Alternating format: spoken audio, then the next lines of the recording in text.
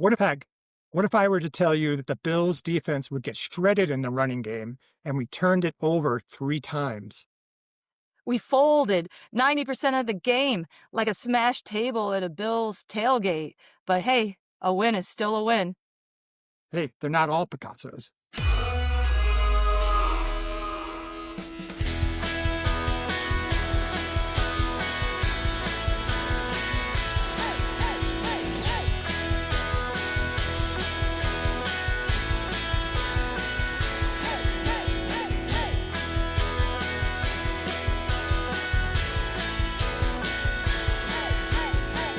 Coming to you from the great Southwest and Central New York, a brother and sister from the same mother and mister, Patrick Newell and Peg Newell, your hosts of Bills Bloodline.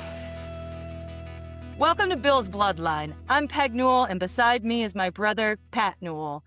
We're new to the podcast space, so if you like what you see and hear, please feel free to subscribe, like, share, comment. You can find us on Spotify. You can find us on YouTube at Bills Bloodline, and you can follow us on Instagram at Bills_Bloodline. So, Peg, we have this segment that spawned out of this week's commentaries from the national media and content creators that has created a little bit of ire. So we're introducing this new topic, the 2-minute drill. 3, 2, 1, 0, 0. Peg, what do you have?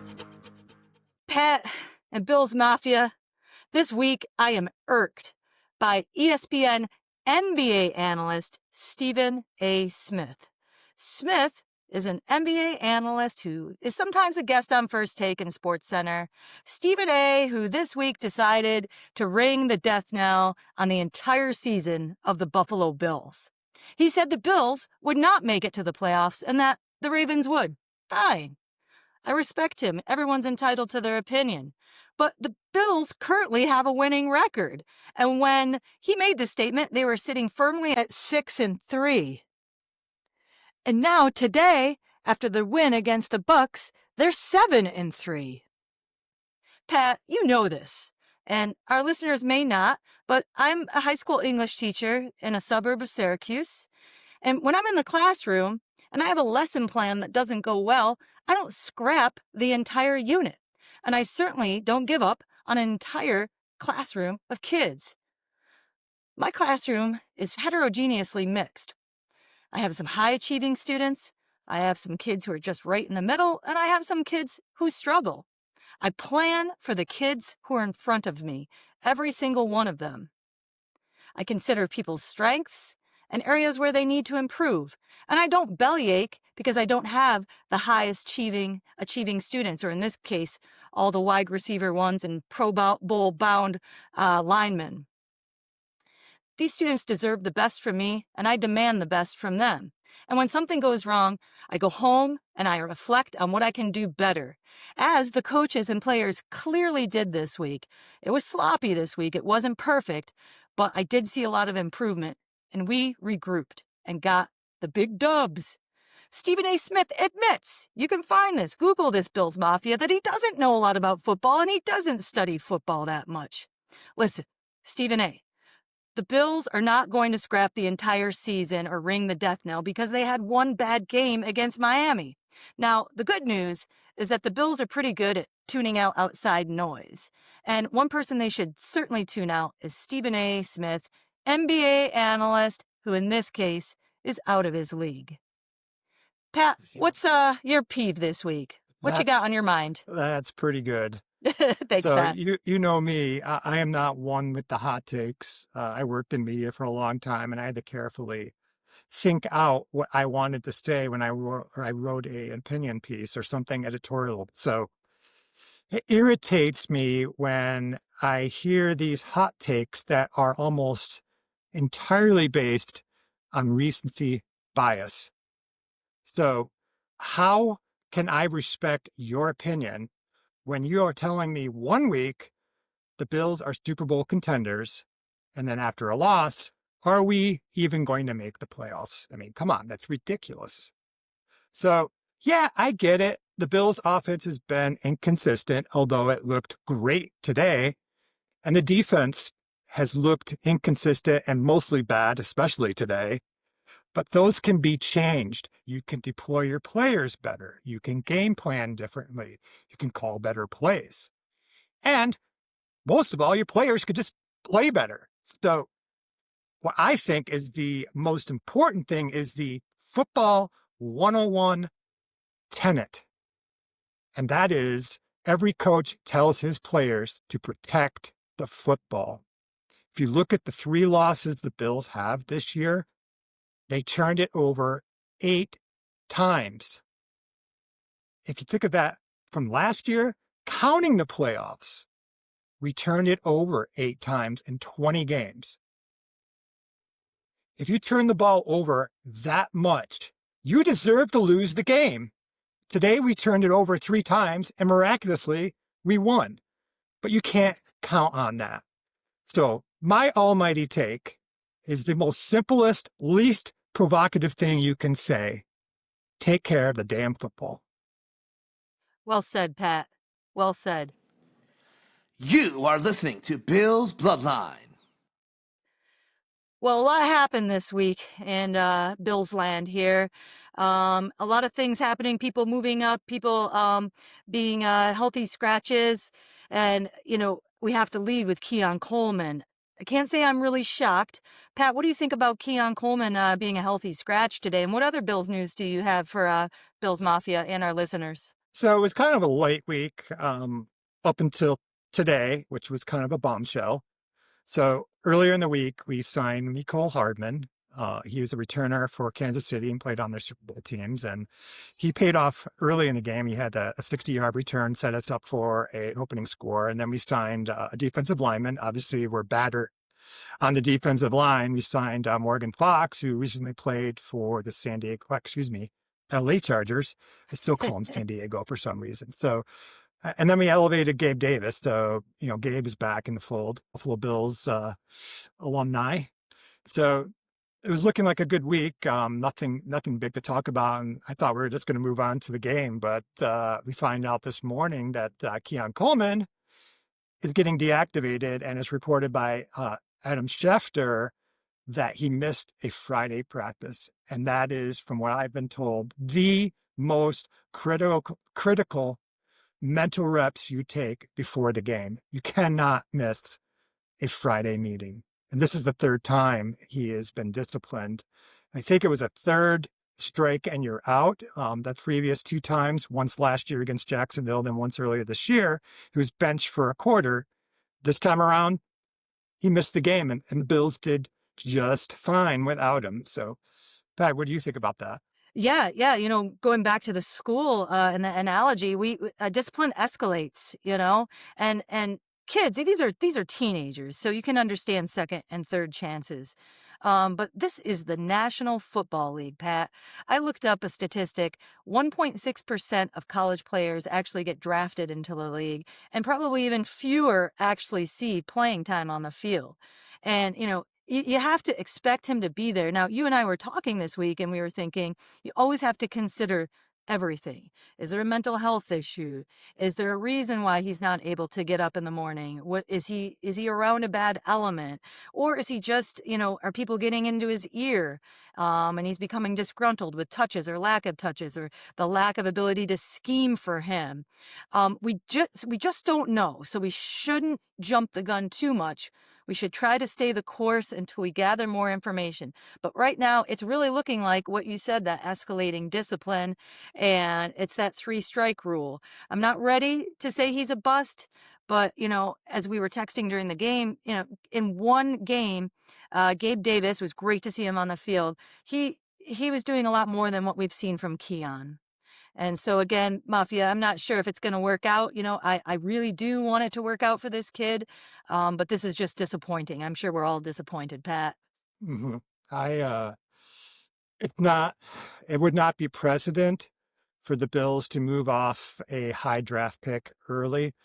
We recently moved off Kaiir Elam. He was a 1st-round pick in the same class as Christian Benford and Khalil Shakir, Terrell Bernard. was traded to the Cowboys this year, but more to the point, the year that Greg Rousseau was drafted, he was drafted number 1 for us at the end of the draft, first round. And our second round pick, I'm going to pull up a name peg that you probably haven't heard in a couple of years. Remember that guy, Boogie Basham? I You remember don't. the? I'm You don't sorry. remember the name? You don't I even remember don't. the name. Oh, no. Don't hate me, He was Mafia. I that promise I'm for real. he was that inconsequential. He was our second Really? round draft pick, and Don't remember. I know he played 2 years for sure, but he moved off him because we just kind of like ate our loss, and I don't know if we traded him or not. I can't remember, but Mm. it would not be out of character for the Bills to move off a high draft pick, and I don't know. He's a young guy. He's proven to be almost exactly what the scouts said he was. Contrary to what everybody else was saying, the Bills needed a guy who could get open quickly, which is how Josh Allen thrives. Instead, we drafted a guy who is a 50-50 guy, jump ball situation, back shoulder throws, not much separation type of player. And even though he was, lauded in his preseason, and Deion Dawkins was saying early on that, you're not even going to recognize this guy. Well, he looks exactly like the same guy I saw last year. So I recognize him Yes. just fine. Yeah, yeah. So TBD, to be determined. Hopefully some more news comes in this week. But again, we'll try to stay the course and be even keeled with his future. In other news, Pat, I was a little bit shocked that Brian Daboll was let go this week, and there was a lot of scuttlebutt online about bringing him back. And I'm going to go back to my 2-minute drill here. What message does that send to Joe Brady? What message does that send about the organization that you are willing to just pull the rug out on an operation where you are 7-4 in a very, very difficult division in the AFC conference? And I think, while people just want that sort of like that panacea, that miracle cure, like Daboll will help this ailing offense, and we just have to play better and execute. We have to be more creative, and we have to use the people in front of us who have the most potential to put up points for Josh Allen's offense. Anything else happening this week, or thoughts on that, Pat? So yeah, we're 7-3. It's not the end of the world. Bringing in Daboll would not work because it's not his offense. What is he going to do? Is he going to give you some feedback on the playbook that you already have? It's not his offense. It's not his playbook. So when Joe Brady took over for Ken Dorsey in 2023, he had to work with the Ken Dorsey offense and basically use that playbook. And he just went to a different style of offense. So Daboll is not going to, turn things around. And really, do we need to? We scored 44 points today, and we averaged over 8 yards a play. It's not really the offense, it's the execution of the offense. And on a given day, Right. when Josh Allen is motivated like he was today, when he sees another quarterback who he considers a peer, like Baker Mayfield, he's risen to the occasion. His best games this year have been against Lamar Jackson, Patrick Mahomes, and Baker Mayfield. And those are probably the 3 best quarterbacks he's played. So it's Right. more about execution, and it's not the offense. Pat, let's break down the game. So it was a win. It was not without its heart-stopping moments. If I was drinking, I would have taken a shot today just to calm my nerves. I'm not a drinker, so it was back and forth. I think the last graphic I saw, 7 lead changes. So it was neither team took control, and there were moments where I thought either team was going to seize control, but fortunately, we got that big turnover from Cole Bishop, and that seemed to propel us. How are you feeling? Oh my gosh, no shortage of excitement, white knuckling the whole thing. Mom was sitting next to me on the couch. I went home to visit our mom today, and I was screaming, and she was trying to Marco Polo someone, which is a family app. And all of a sudden I'm screaming in the background and jumping up and down. I'm taking all sorts of crap from Larry, our brother-in-law, who's just by default roots for the other team. He doesn't care. So it was stressful. It was stressful. I was into it. I had a feeling it was going to be one of those back and forth. It was, let's see, 15, 30, 40, about 50 minutes of back and forth. And it wasn't until around, 10 minutes in that fourth quarter where I could start to breathe a little bit. And I just thought it was a good game. I thought, of course, we all know this. The defense is porous. The interior D line is letting people, just rush right through there. I can only hope that we can get some people back. We can elevate some people. I love Joe Marino from Locked On Bills, and he was talking about a promising D lineman, Fox, Morgan Fox. that's What do you signing. think? He was a free agent signee. He was described as Michael Hoyt light, same Right. type of player. He played for the Rams before Hoyt came in to the Rams, and he played a very similar role. So he's kind of in that mold. He can play on the end. He can play on the interior. I don't think he has the ability to flex into linebacker, but he gives us some versatility on the line, some pass rush. I mean, really, at this point, we'll take any help we can get.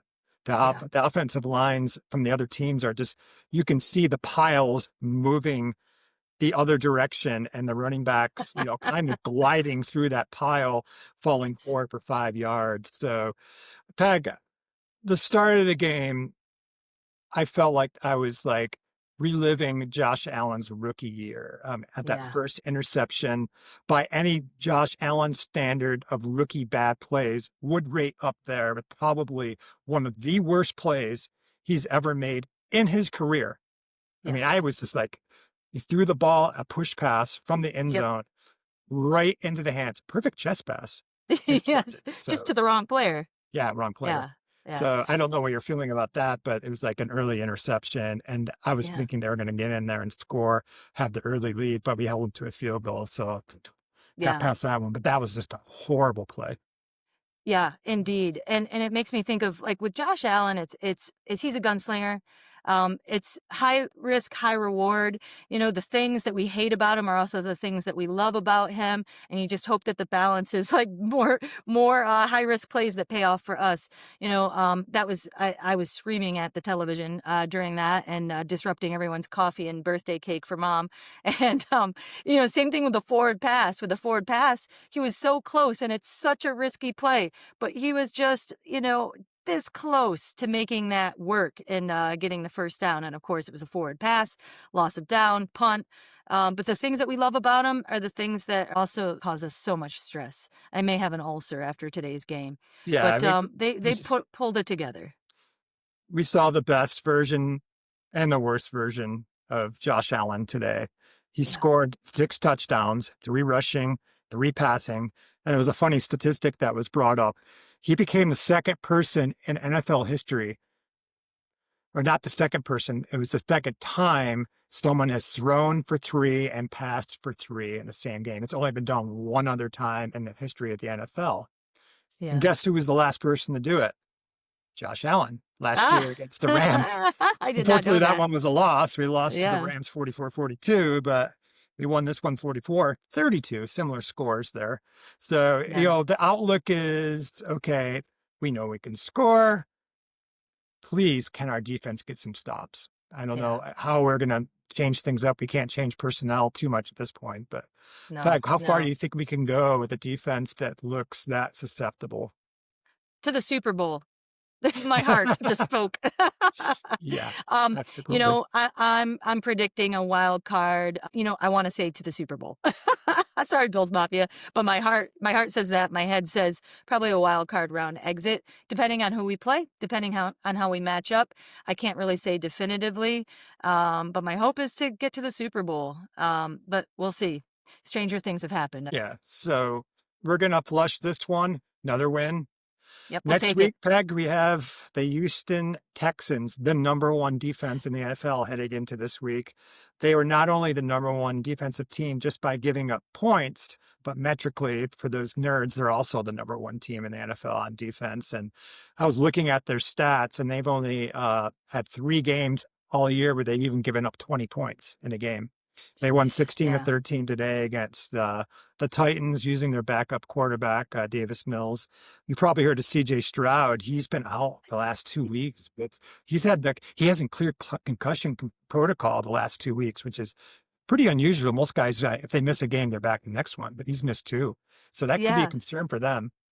And then with Mills as a quite a worthy backup for Stroud, I just read that he had the most fantasy points last week as a backup. And so there isn't a huge drop off there. And Nico Collins, of course, gives me agita. And so, Cole Bishop, there's an upside here. He's looking great. Got his 3rd interception of the season. We've got Maxwell Hairston, who's going to hopefully help contain him. Nico Collins. I think like anything with that defense, it's going to be a really, really tough test for the Bills, but I also think it's a must win. We are chasing the Patriots. The goal is to get that home field advantage. And it's kind of slipping from our grasp right now. What's kind of on your mind about next week's game, or this Thursday night's game? It's actually a Thursday night game. It's a quick turnaround. We Mm. have to heal up quickly. They have to do their recovery as fast as they can. From what I've been told, it's only around Wednesday where they start feeling like themselves, heading into the next game, which is typically on a Sunday.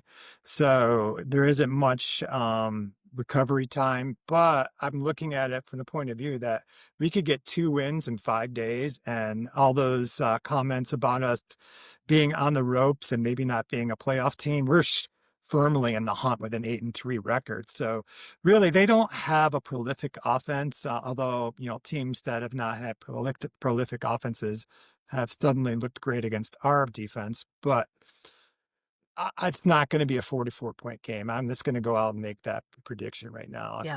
I think if we can get to 24 points, given that they do not have a great offense, their lead running back is a rookie from USC, Woody Marks. We don't know if CJ Stroud is coming back. Their next best weapon after Nico Collins is their tight end, Dalton Schultz. And there really isn't anyone noteworthy that, would be on the Bills' radar after those 2 guys. So Yeah.